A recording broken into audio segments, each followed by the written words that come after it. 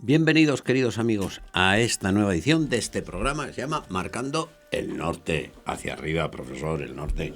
No así. No, arriba, al cielo. Porque ya, cuando hay que decir arriba, no es al techo, no, al cielo. Es decir, nosotros tenemos un destino que es el cielo. No es eso, o sea, ¿el fin de la historia qué es?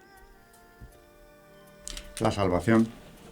Bueno, que algunos piensan, Georgito, no, el fin de la historia no es ni la grandeza de la corona, ni la unidad del partido, ni la fortaleza del sindicato. Todas esas cosas son, bueno, cosas que si no ayudan al fin, que es que el hombre sea plenamente hombre, que sea santo y que vaya al cielo, pues se modifican y ya está, ¿no? O sea que, porque claro, vivir para que el partido esté muy unido, dice, para que no se pierdan los votos, dice, ¿para qué vive usted? Dice, para que no se pierdan los votos del partido. Dice, pues vaya programa, ¿no?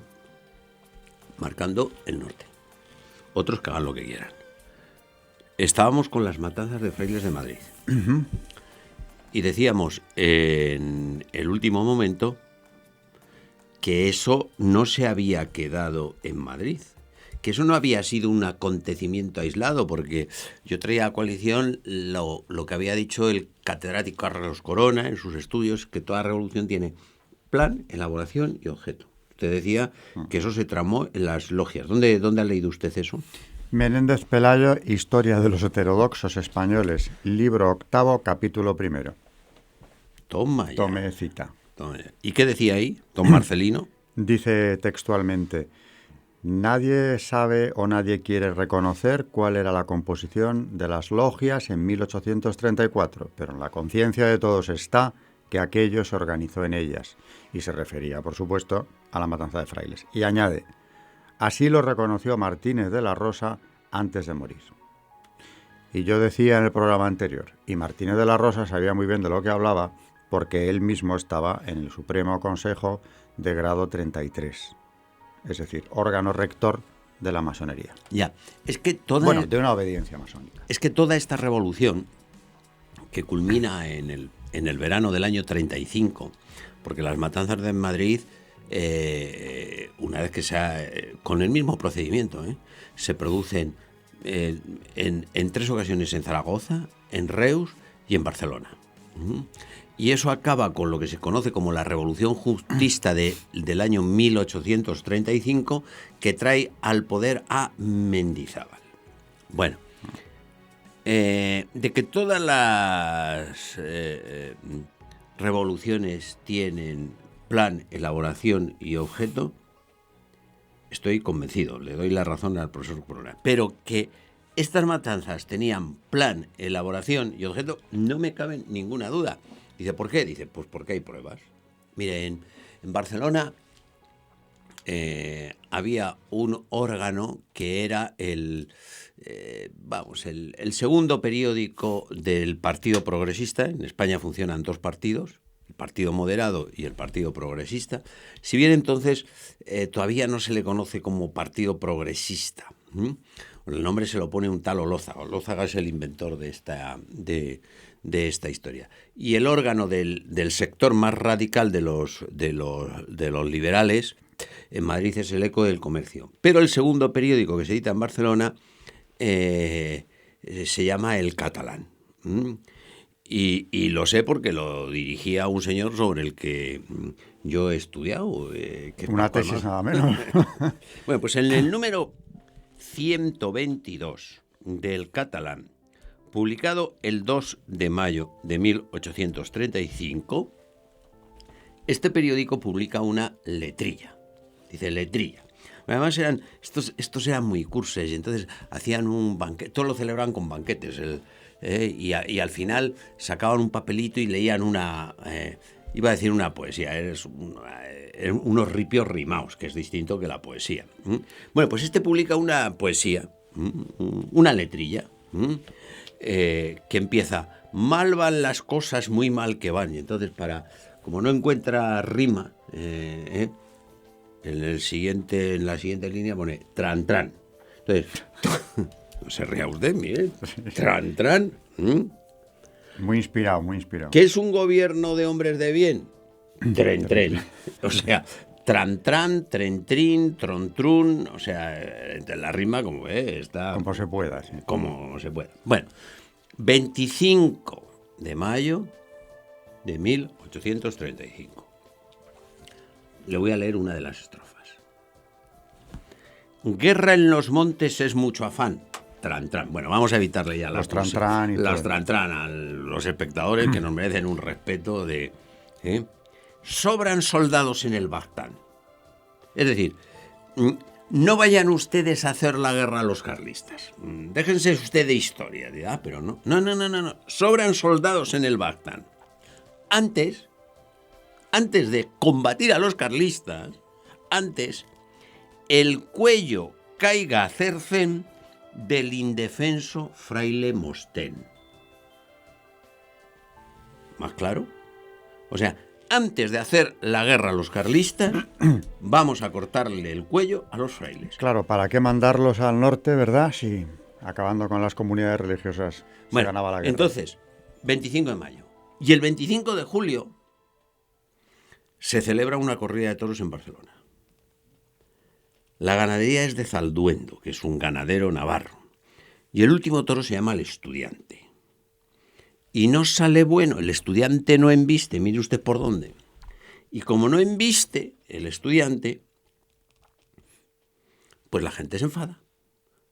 Claro, yo les explico a mis chicos que dice, me decía uno, ¿por qué las revoluciones se empiezan siempre en el siglo XIX en las plazas de toros? Porque hay gente donde hay que coger. Entonces, la gente salta al ruedo, coge el cuerpo del estudiante, es decir, del toro, que había salido poco baravío, le arrastra por las calles de Barcelona y cuando llega a un convento dice, hombre, pues aquí le podríamos quemar con las aquí al toro. Y entonces aprovechan, y claro, como ya se queman las puertas, se aprovechan para quemar el convento y ahí empieza, y se vuelve a producir las matanzas de frailes en Barcelona.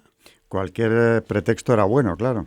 Bueno, ¿y qué hace el catalán? 4 días después, porque en esa revolución se produce otro fenómeno también, queman la fábrica de Bonaplata. ¿Y cómo da la información de los acontecimientos este mismo periódico que ha dicho que hay que cortarle el cuello a los frailes? Le leo textualmente. La opinión pública estaba predispuesta contra los regulares, que el pueblo miraba como el foco de la rebelión. Y en un momento de exaltación inocente, o sea... Inocente. De exaltación inocente, y se han cargado un montón de frailes, han quemado conventos, en una diversión pública, haciendo referencia a la corrida de toros, esta exaltación se desvió de su primitivo objeto, o sea... Claro, que vamos al estudiante en las puertas y se quemó el convento, vaya. Eran tan inocentes. Y se manifestó hostil a los conventos, haciendo desaparecer a sus moradores en una noche. Haciéndolos desaparecer. Hicieron magia, los inocentes hicieron magia. Magia potagia, Atienda ahora, Son de lamentar, por cierto, algunas desgracias. Pero la cordura de las autoridades, ejército y milicia previno otras mayores. Si desgraciadamente se ha derramado sangre española, debemos al mismo tiempo congratularnos de que el pueblo haya respetado la propiedad privada. Es muy bueno esto. Muy liberal, muy en la... Esto es la derecha pagana. Tónica. Esto es la derecha pagana que sigue vigente en este país. Lo que importa es la propiedad privada. Que además, como que se ha respetado, se han quemado el edificio, ¿no? Bueno, pero... No, la propiedad privada es la mía. O sea, han quemado... o sea... Pero ¿y qué temía este señor que pasara? ¿Que expropiaran los inocentes que salían de los toros oiga, los edificios? El catalán, número 122. Y el segundo texto está publicado el 30 de julio de 1835. Ejemplares en el Instituto de Estudios Municipales de Barcelona. Ahí, supongo que ahí lo encontré yo, supongo que ahí seguirá. Ahí seguirá. Bueno, y después de esto, 8 de marzo de 1836. Ley de exclaustración general, por la que todos los religiosos varones se van a la calle. Esa es una medida, como yo he dicho en algún programa anterior, de las que podríamos llamar legales de la persecución religiosa. Eso es. Siguiendo el patrón francés de la Revolución. Empezaron precisamente por la expropiación de todos los bienes eclesiásticos. A partir de ahí se siguió con el resto de la Revolución. Esto aplicado a España, pues es el primer paso y nos llevaría a comparar la situación muy parecida a la de la Francia de aquel otoño de 1789, cuando se aplica una ley igual. Yo cuando cuento esto, por supuesto, muchos alumnos en la universidad no se lo han contado en bachiller.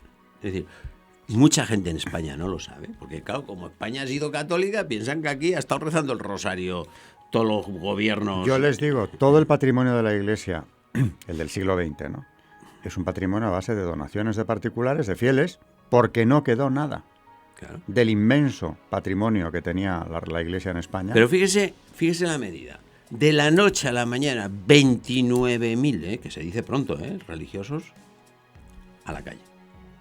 Y por supuesto, entre otras de las medidas, prohibido usar el hábito. Es decir, usted se va a la calle, pero se quita el hábito, Como pasará luego en el México del PRI, en el México de la Revolución, porque al final detrás están los mismos. Ya. Con las monjas fueron un poquito más condescendientes. Un poco, sí. No mucho, no mucho. Porque les permitieron seguir en los conventos siempre y cuando fueran más de 20 profesas. Igual, fíjate, la criba de conventos que desaparecen, claro. Desaparecen es inmensa, ¿no? Y tampoco se permitía en una misma localidad que hubiera más de 2 conventos de la misma orden. No fueran a tener mucha influencia las monjas, claro. Eso es. O sea, es decir... Pero también había una limitación según el número de habitantes de la población. Sí, bueno. Además, Y después todo... Pues, y por supuesto, se les prohíbe a los obispos ordenar sacerdotes, porque ya hay bastantes, ya han decidido ellos que hay bastantes. Es más, claro, los obispos hacen un asunto, y es que conciertan con obispos franceses del otro lado de los Pirineos, del sur de los Pirineos, y claro, como no tienen bastante, porque hay que renovar, mandan allí los ordenan y vuelven. Pero, amigo mío, como te pillen, te pierdes las temporalidades, bueno, se te cae el pelo, se te cae el pelo. Bueno, ya les tenemos a sus moradores a todos fuera. O sea, imagínense lo que es todos los conventos masculinos de España fuera. Buena parte de los femeninos fuera. ¿Y qué hacemos con los edificios?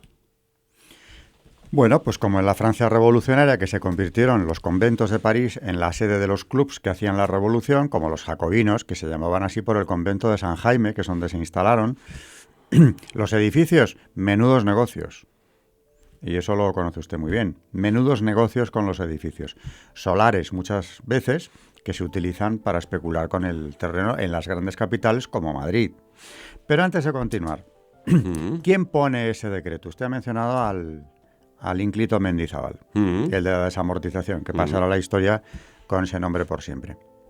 Bueno, pues este señor, que por cierto pertenecía al mismo Supremo Consejo Masónico de grado 33 que Martínez de la Rosa, que es un dato que hay que tener en cuenta, este señor había estado ya en el origen del trienio liberal, porque el manifiesto que Riego lee a la tropa que quiere sublevar y a sus compañeros de armas, cuando recorre toda Andalucía sublevando guarniciones, ese manifiesto lo ha redactado el por entonces oscuro Juan Álvarez Mendizábal, que no se llamaba Mendizábal, aparte de todo, pero bueno, lo ha redactado él. Con lo cual, lo que iba Riego leyendo para sublevar a la gente, a los militares, en 1820, estaba detrás Mendizábal. Cuando llega al poder, evidentemente, la primera medida que toma es expropiación de los bienes eclesiásticos. Por cierto, interesante el enlace con la matanza de frailes y la revolución justo anterior a la llegada de Mendizábal al poder. Y como en Francia, primero se les incautan los bienes. Por lo tanto, se ha neutralizado a la Iglesia. Se han acabado sus escuelas, se han acabado sus instituciones de asistencia. Les da igual que en la calle se queden niños sin escolarizar, enfermos y tullidos, no importa nada. En Francia pasó lo mismo. Pero luego, ¿qué viene? La exclaustración a la calle, como en Francia. Y a continuación... Y luego, ¿qué viene? La desamortización. Le voy a dar una primicia a nuestros oyentes. La desamortización de Mendizábal en Madrid, yo creía que estaba estudiada, porque hay un libro de un historiador que se llama Francisco Simón Segura, que se titula La desamortización de Mendizábal en Madrid.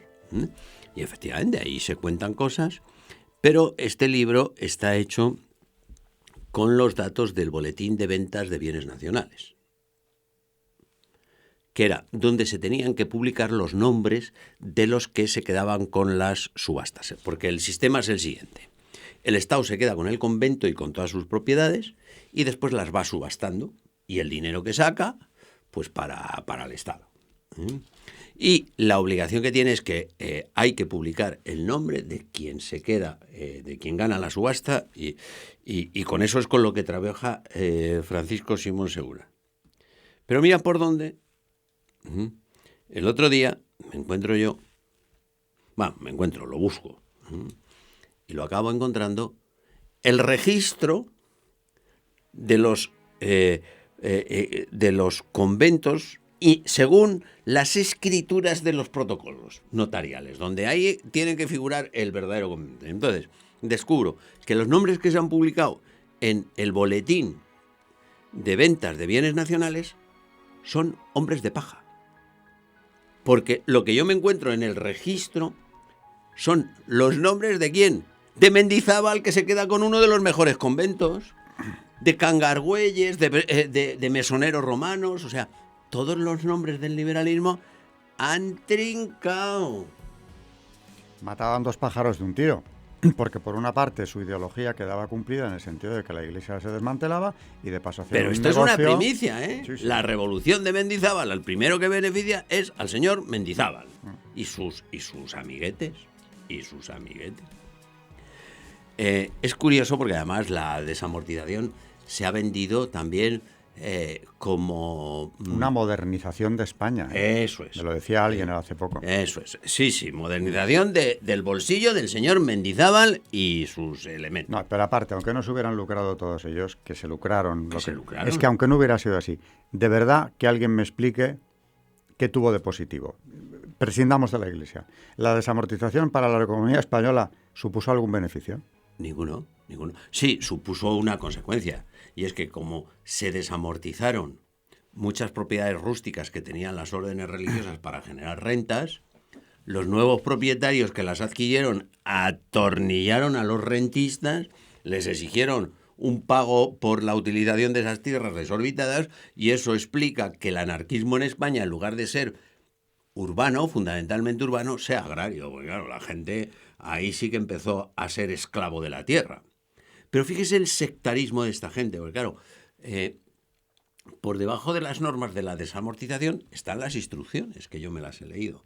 Lo que más nervioso les ponía a esta gente es increíble. Fíjese, lo que más nervioso les ponía a esta gente que tenía que poner en marcha la desamortización era las campanas. Las campanas. El eterno problema. Las campanas. Aquí los musulmanes en la Reconquista se las llevaban como trofeo a Córdoba cuando hacían la racia. Pues del verano aquí tenía usted en la Castilla. obligación. Primero, echaban las campanas abajo y las subastaran. No sea que alguien que comprara el convento le diera al badajo, tocara la campana y a la gente le sonara que hay algo espiritual. Y segundo, si usted compraba un convento y no le echaba abajo para construir, para dejarlo como solar y de construir, si usted mantenía la obra, decía la instrucción número 9, usted tenía la obligación de quitar de la fachada todo signo que recordara el uso anterior que había tenido ese edificio. Fuera cruces, fuera imágenes, espadañas. Fuera. Bien cierto que, como usted dice, la desamortización y todas estas normas obedecen a unas normas y a una acción revolucionaria. Porque antes de que se produzca esto, hay un pájaro en Madrid que se llama Salustiano Olózaga que en su escrito dirigido al gobierno dice que los frailes que han quedado después de la matanza del 34 le producen repugnancia al pueblo y que por lo tanto lo que hay que hacer es, en un solo día, echarles a todos. Y se adelanta a enero del 36 en Madrid. Hemos dicho antes que la exclaustración es de marzo, general de marzo de 36. Pero en Madrid es de enero. En enero se van todos. Gracias a este ínglito que es don Salustiano Olózaga, personaje que sabe que le tengo yo especial cariño. ¿Y usted sabe por qué? Cuéntelo. Bueno, pues Olózaga es el eterno perseguidor, entre otras cosas, de Sor Patrocinio. La madre Patrocinio sufre una persecución verdaderamente obsesiva de este personaje, en la cual se van a juntar muchos factores. Por una parte, lo personal, puesto que él quería casarse con ella. Es como una novela. Usted ha anotado. Yo he anotado un libro sobre la vida de Sor Patrocinio, Sí. con lo cual sé muy bien de qué va esto. Y bueno, aparte ya de esa cuestión melodramática del... Y yo he publicado otro, déjeme que hable de mi libro. No le dejo, ¿no? Después hablamos de ese libro, que es un estudio precisamente de esta época que estamos estudiando, por eso esto lo tengo tan fresco, ¿no? Es que esta época, como yo le he dicho en más de una ocasión, hay que profundizar en ella, es una gran desconocida. Todos estos aspectos de la desamortización y lo que había detrás y en torno a ella no se conocen realmente. No. Y claro, al final, ¿qué ha pasado? Pues que han quedado ante la historia condenados precisamente quienes eran las víctimas. Bueno, como la propia Sor Patrocinio. Y Olózaga encumbrado. Bueno, fíjese, es el que le da el nombre al... Fíjese, inventa la palabra progresista. Hasta ahí podíamos llegar, vamos. Todas esas escisiones... Incienso alero. Por cierto, todas esas escisiones de los partidos liberales, del que va a salir el demócrata, luego ya el republicano, etcétera, todo viene de previas escisiones en las logias. Claro. Con lo cual, la orientación que van a tener en relación con la Iglesia, evidentemente, siempre es la misma o más radical cada vez. Claro, cada partido de estos que se va extendiendo es más radical en su discurso antirreligioso. Claro. No, de hecho, lo de radical no lo decimos. Nosotros, el partido ese al que Olózaga pone el nombre de progresista, se llama Saltado. O sea, ellos mismos, pero claro, Olózaga que de tonto no tenía un pelo. Dice, esto de Saltado suena mal. No vende. Progresismo, en cambio, siempre venderá. ¿Cómo? Y sigue vendiendo. Y sigue vendiendo. Yo lo que le propongo, mire, estamos llegando al final. Ya ha salido Olózaga y Sor Patrocinio. ¿Le parece que vayamos contando esta historia? Usted que ha anotado la biografía de Sor Patrocinio y yo que he publicado un libro sobre Sor Patrocinio, ¿le parece que vayamos contando esta historia al hilo de la figura de Sor Patrocinio y de Olózaga? Merece la pena. Es un buen hilo. Es recontar la historia de España, porque además, como siempre se ha dicho, la realidad es más interesante que la ficción. En este caso. Y en este caso, a mí me tiene enganchado desde hace años, porque eso de que Olózaga era un progresista y Mendizábal... Oiga, no me digan que no resulta interesante. Y como no, tiene una calle bien céntrica en Madrid, Olózaga. No me diga usted que no resulta mucho más gratificante desde un punto de vista intelectual decir que Mendizábal hizo la ley racional de la desamortización. Dice, no, trincó un convento, vamos, o sea... Y aparte, tenía una fijación, como todos los de su obediencia, por acabar con la Iglesia cuanto antes. Y de paso pero se lucró, trincó. Sí, se lucró y a la vez hizo lo otro, porque iban a por eso. Sí, ahora, claro, ya puestos, ¿verdad? ¿Por qué no vamos a hacer un poco de negocio? Claro. Como un poco. Un poco lo digo irónicamente, claro. Pero si se quedó con uno de los conventos donde está ahora... En pleno centro de Madrid. En pleno centro de Madrid, impresionante. Bueno, él y otros, de los que iremos hablando al hilo de lo que hemos prometido, de estas dos figuras que nos van a llevar de la mano a recorrer la historia de España, Sor Patrocinio y Olózaga. La que no se cuenta nunca, por cierto. La historia, pues se la vamos a contar nosotros en los próximos nunca. programas. Vengan, acudan, esperen, porque Muchas gracias. No me voy yo a despedir sin darle a usted las gracias. Usted es un fenómeno de la naturaleza, por favor. Muchas gracias a ustedes por habernos acompañado. No se pierdan el próximo programa, que vamos a seguir con este tema, aquí, en una nueva edición de este programa que se llama Marcando el Norte.